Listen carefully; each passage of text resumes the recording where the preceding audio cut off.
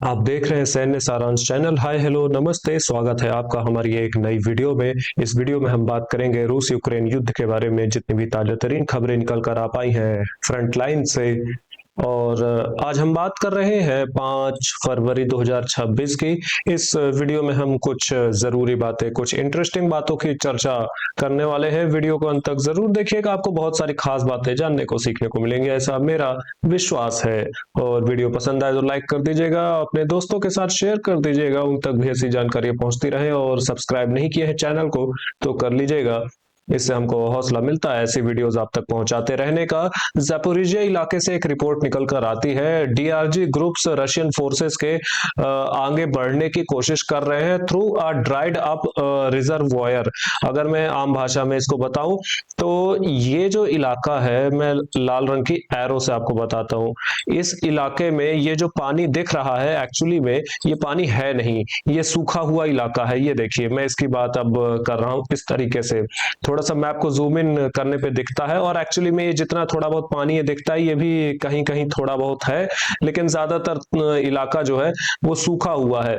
इसी वजह से यहाँ पर इस इलाके से ही डीआरजी ग्रुप्स ज़ैपोरिजिया के पास जाने की कोशिश कर रहे हैं। ज़ैपोरिजिया से मेरा मतलब है ज़ैपोरिजिया शहर। और अभी के लिए इसमें कोई सफलता निकल कर नहीं आ पा रही है रूस के लिए, लेकिन हो सकता है कि आगे निकल कर आ जाए। अगर यूक्रेन के जो डिफेंसेस हैं, यूक्रेनियन डिफेंसेस, ये थोड़ा गलती करते हैं तो इसमें कुछ सफलता मिल सकती है रूस को। नीपर ग्रुप ऑफ फोर्सेस के रिपोर्ट हम पढ़े तो इसमें एक माउंटेन असॉल्ट ब्रिगेड का जिक्र है। आज ज्यादा कुछ खास हुआ नहीं था बीते 24 घंटे में यहाँ पर। और कुल नुकसान 50 यूक्रेनियन सैनिक का था। 16 मोर्टार व्हीकल, 3 आर्टिलरी गन, एक अमेरिकन मेड M777 हॉबिट्जर, हाँ M777 हॉबिट्जर, और एक Buk anti aircraft missile launcher. ये Buk anti aircraft missile launcher Soviet जमाने का एयर डिफेंस सिस्टम है। Anti aircraft air defence system इसको कहा जाता है। 3 electronic warfare station, 2 counter fire station और एक मटेरियल डिपो जहां पर सेना का सामान स्टोर किया जाता है। और बात करेंगे थोड़ा सा हम वास्तव ग्रुप ऑफ फोर्सेस की एरिया ऑफ रिस्पॉन्सिबिलिटी में। अगर यहाँ देखने की कोशिश करें तो कुछ खबरें यहाँ पर निकल कर आ रही हैं। हालांकि ये अनकन्फर्म्ड रिपोर्ट्स हैं, यानी इनकी अभी वीडियो सबूत के आधार पर पुष्टि नहीं की जा सकती। लेकिन अगर सूत्रों की खबरों को सही माने तो ये जो कंटेस्टेड इलाका है, जिसके ऊपर मैं लाल रंग में ड्राइंग कर रहा हूँ धीरे धीरे, और मेरी ड्राइंग लगभग कंप्लीट हो चुकी है, ये पूरी तरीके से आ चुका है रूसी सेना के नियंत्रण में। इस तरीके से यहाँ पर हालात है, लेकिन इसके अभी कोई वीडियो सबूत नहीं है, और जल्दी ही मेरे ख्याल से आ जाएंगे, ऐसा मेरा अनुमान कहता है। वास्तव ग्रुप ऑफ फोर्सेस की यहाँ पर रिपोर्ट है बीते 24 घंटे के लिए, और इसमें जिक्र है एक mechanised brigade on the formation of 1 या 2 नहीं लिखा, शायद यहाँ पर एक मैकेनाइज्ड ब्रिगेड का जिक्र था जितना मुझे ध्यान है। एक एयर असॉल्ट ब्रिगेड और 2 असॉल्ट रेजिमेंट का भी यहाँ पर जिक्र है। इन सबको नुकसान पहुंचाया गया था वॉस्टॉक ग्रुप ऑफ फोर्सेस के द्वारा। और कुल नुकसान बीते 24 घंटे में 360 यूक्रेनियन सैनिक, 1 tank, 7 armoured fighting vehicle, 10 mortar vehicle, 1 artillery gun, 1 material depot जहां पर सेना का सामान रखा जाता है, ये सब इनको तबाह किया गया था। और ये जो एक छोटा सा गांव हमें देखने को मिलता है, ये बहुत जल्दी अब रूसी सेना के टारगेट पर आने वाला है, क्योंकि यहाँ पर बहुत भीषण जो बमबारी है ये स्टार्ट हो चुकी है। इसके कुछ दृश्य भी निकल कर आए थे, जो कि मैं आपको आपकी स्क्रीन के सामने दिखा रहा हूं। थोड़ा सा फास्ट फॉरवर्ड वे में हमने इसको देखा, क्योंकि हम वीडियो को ज्यादा लंबा नहीं करना चाहते। कॉन्टैक्ट लाइन किस तरीके से 1 जनवरी से लेकर 31 ऑफ जनवरी, यानी जनवरी महीने में, जनवरी 2026 में किस तरीके से चेंज हुई है, ये वीडियो अपने आप में समझा देता है आसानी से। खास बात यह है, इस वीडियो में अंत होने में 8-10 सेकंड और है, इसमें ये पता चलता है कि ज्यादा कुछ चेंजेस हुए नहीं है, ये वीडियो खत्म हो गई। देखिए, ये जो थोड़ा सा इलाका हमने देखा चेंज होते हुए, यही कुल चेंज है जो कि जनवरी महीने में देखने को मिले हैं। कहने का मतलब यहाँ पर जनवरी महीने में ये जो इलाका है, ये बहुत ज्यादा सफलता दे नहीं साबित हुआ हुआ है वॉस्टॉक ग्रुप ऑफ फोर्सेस के लिए या ओवरऑल रशियन आर्मी या कहें रूसी सेना के लिए। हाँ, आगे बढ़ते हैं, थोड़ा सा हम देखने की कोशिश करते हैं यहाँ पर। तो उत्तरी छोर में बमबारी रेलवे लाइन से लगे हुए इलाके में देखने को मिलती है बहुत सारी बमबारी। ये रेलवे लाइन का इलाका है, लॉजिस्टिक्स के हिसाब से बहुत जरूरी इलाका हो जाता है। यहाँ पर से बहुत सारे यूक्रेनियन सैनिक आते जाते रहते हैं छुप छुप कर, क्योंकि यहाँ पर पेड़ों की शाखाएं देखने को मिलती हैं और इन्हीं के ऊपर ये आर्टिलरी बमबारी की जा रही थी, जिसके कुछ दृश्य आप देख सकते हैं। मैं थोड़ा सा इसको एक बार और लोड करता हूं। यहाँ पर ज्यादा इसको फास्ट फॉरवर्ड करने से ये अक्सर बीच में 1-2 सेकंड के लिए रुक जाता है, लेकिन हमने देखा इसकी 1-2 सीन। और आगे देखें, उत्तरी छोर में थोड़ा सा एक्टिविटीज हो रही हैं। यहाँ पर कुछ इस तरीके से अगर मैं एरोस के माध्यम से दिखाऊं तो रूसी सेना आगे बढ़ने की कोशिश कर रही है और रोडेंस के गांव से भी इसी तरीके से आगे बढ़ने की कोशिश कर रही है, पेड़ों की शाखाओं से होते हुए। जैसे कि ये जो पेड़ों की शाखाएं हैं, ट्री लाइन से, इनसे आगे होते हुए ही रूसी सेना आगे बढ़ने की कोशिश कर रही है और इस इलाके तक, ये जो इलाका है यहां तक आ चुकी है, ऐसा सूत्रों का कहना है।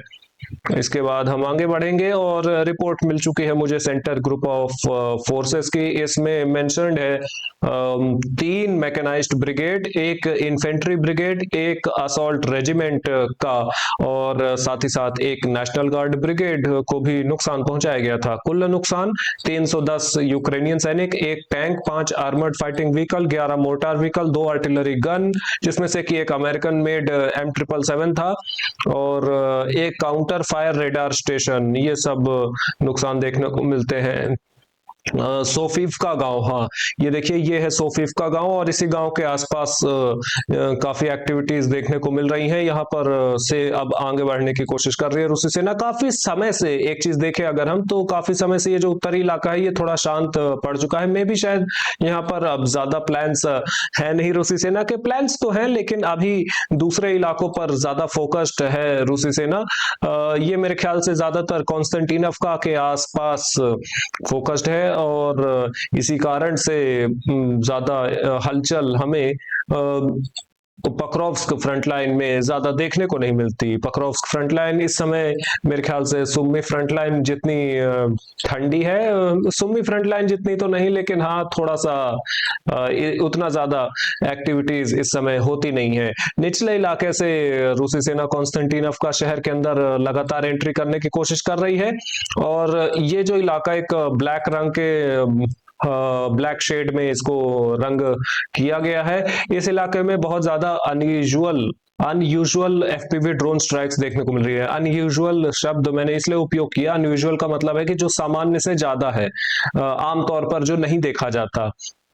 इसका कारण यही है कि यहाँ पर बहुत ज्यादा यूक्रेनियन सेना के कंसंट्रेशंस देखने को मिलते हैं। यूक्रेनियन आर्मर्ड व्हीकल्स बहुत सारे यहाँ पर तबाह किए गए हैं, जिसके कुछ दृश्य आप देख भी सकते हैं। एक आर्मर्ड व्हीकल तो हमने देखा, इस प्रकार से बहुत ज्यादा यहाँ पर कंसंट्रेशन है यूक्रेनियन फोर्सेस का, इसी कारण से यहाँ पर बहुत ज्यादा एफपीवी ड्रोन स्ट्राइक्स भी देखने को मिलती हैं।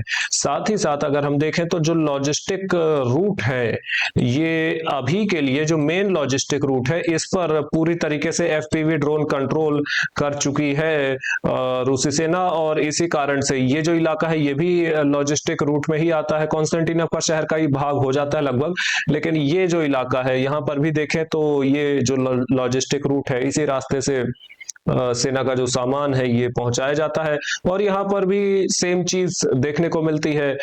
पूरा कंट्रोल एफपीवी ड्रोन्स का है और जैसे ही कोई भी आर्मर्ड फाइटिंग व्हीकल या टैंक या इत्यादि ऐसा भी कुछ दिखाई देता है तो उसे तबाह कर दिया जाता है। इसके बाद हम आगे बढ़ेंगे। यू ग्रुप ऑफ फोर्सेस की रिपोर्ट, इसको पढ़ लेते हैं। इसमें 1 mechanised brigade, 1 motorised infantry brigade, 1 mountain assault brigade, 1 territorial defence brigade को नुकसान पहुंचाया गया था। इन सब ब्रिगेड्स का इतनी संख्या में ये संख्या मेंशन्ड है और कुल नुकसान 125 यूक्रेनियन सैनिक, 4 armoured fighting vehicle, 9 motor vehicle, 4 artillery gun, एक काउंटर फायर रेडार स्टेशन, एक मटेरियल डिपो, ये सब भी तबाह किए गए थे। स्लोवियांस्क फ्रंट लाइन, यहाँ पर भी कुछ जमीनी स्तर पर बदलाव देखने को नहीं मिला है आज बीते 24 घंटे में, लेकिन हाँ, अगर सूत्रों की माने तो यहाँ पर आगे बढ़ने की कोशिश कर रही है रूसी सेना और इस इलाके तक, ये जो इलाका मैं दिखा रहा हूँ, इस इलाके तक पहुंच चुकी है रूसी सेना, ऐसा सूत्रों का कहना है। देखते हैं इसके बाद हम आगे, यहाँ पर ज्यादा हम चर्चा नहीं करेंगे क्योंकि इससे ज्यादा कुछ है नहीं इंटरेस्टिंग यहाँ पर। कुपियांस्क में अगर हम देखें तो रिपोर्ट हाँ बस मिल जाती है मुझे अभी के लिए, रिपोर्ट ही मैं पढ़ देता हूँ। इसमें देखें तो 3 मैकेनाइज्ड ब्रिगेड्स, एक असॉल्ट ब्रिगेड, एक नेशनल गार्ड ब्रिगेड को नुकसान पहुंचाया गया था और कुल नुकसान 180 यूक्रेनियन सैनिक के थे और एक armoured fighting vehicle, 16 mortar vehicle, 4 artillery gun, एक Grad multi launch rocket system, 5 ammunition depot भी तबाह किए गए थे। लास्ट में हम देखें खार्किव फ्रंट लाइन की तरफ, खार्किव में उत्तरी इलाके में कुछ फैब बमबारियां देखने को मिलती हैं, फैब बॉम्ब्स का उपयोग कर रही थी रूसी सेना लगातार। और यहाँ पर देखेंगे हम तो रशियन मिनिस्ट्री ऑफ डिफेंस की report, north group of forces के लिए इसमें कुल नुकसान 280 यूक्रेनियन सैनिक, 10 मोटार व्हीकल, एक artillery gun, 2 electronic warfare station, एक मटेरियल डिपो ये तबाह किए गए थे। ये यहाँ पर हमने देख लिया। और इसके अतिरिक्त उत्तरी इलाके से हाँ एक वीडियो निकल कर आया था जिसमें कि देखने को मिलता है यहाँ पर जो रूसी सैनिक युद्ध के कैदी के रूप में पकड़े गए थे यूक्रेन के द्वारा, उनको लौटाया गया था, वो वापस आ रहे थे रूस की तरफ। संख्या की बात करें तो 157 157 यानी 157 रशियन सैनिक लौट कर आए हैं और 157 यूक्रेनियन सैनिक लौटकर यूक्रेन आए हैं। 157 के बदले 157 की अदला बदली देखने को मिली है। इस ये जो अदला बदली है इसमें मीडिएशन का काम किया है अमेरिका और यूनाइटेड अरब एमिरेट्स ने और इस तरीके से यहाँ पर हालात थे। इसके अलावा किरीव रिह ये यूक्रेन के सो कॉल्ड राष्ट्रपति जेलेंस्की का होम टाउन है। यहाँ पर दृश्य देखने को मिले थे इस्कंदर मिसाइल के द्वारा यहाँ पर जो एयरफील्ड है यानी एयरबेस है इस पर हमले किए गए थे जिसके कारण कुछ नुकसान जाहिर तौर पर पहुंचाया गया होगा इस एयरफील्ड को। वीडियो क्वालिटी बहुत खराब है लेकिन स्टिल इतना तो है कि हम देख सकते हैं यहाँ पर हमले हुए थे।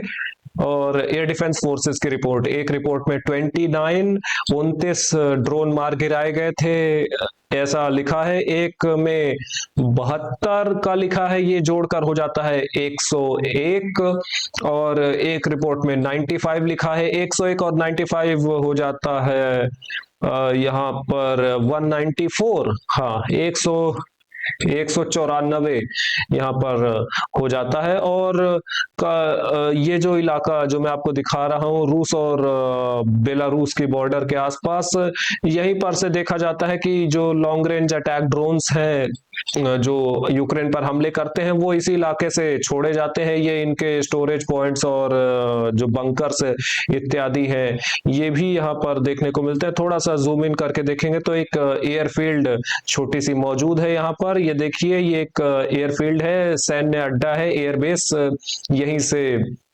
जो रूसी लॉन्ग रेंज अटैक ड्रोन्स है ये छोड़े जाते हैं और ये यूक्रेन पर हमला करते हैं, यूक्रेन के लिए दिक्कतें खड़ी करते हैं।